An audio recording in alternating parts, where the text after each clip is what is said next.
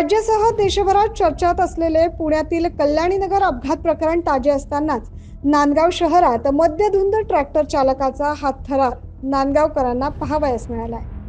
बुधवारी सायंकाळी 6 वाजेच्या सुमारास नांदगाव मालेगाव रोडवर हॉटेल गायत्री ते जैन धर्मशाळा या दरम्यान पाण्याचा टँकर जोडलेल्या ट्रॅक्टरनं भरधाव वेगात एका दुचाकीला चेंगरलाय आणि पुढे जाऊन तो पलटी झालाय। यात दुचाकीचं मोठ्या प्रमाणात नुकसान झालंय। सदर ट्रॅक्टर हा नांदगाव शहरातील असून ट्रॅक्टर चालक हा मद्यधुंद अवस्थेत होता, त्यामुळे हा अपघात झाल्याची प्राथमिक माहिती समोर येते।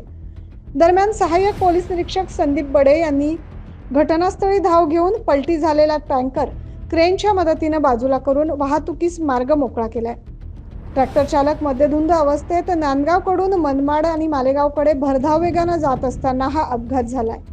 ट्रॅक्टर चालकास नांदगाव पोलिसांनी ताब्यात घेतलं असून रात्री उशिरापर्यंत गुन्हा नोंद करण्याचं काम सुरू होतं। या घटनेचा पुढील तपास नांदगाव पोलीस करतायत।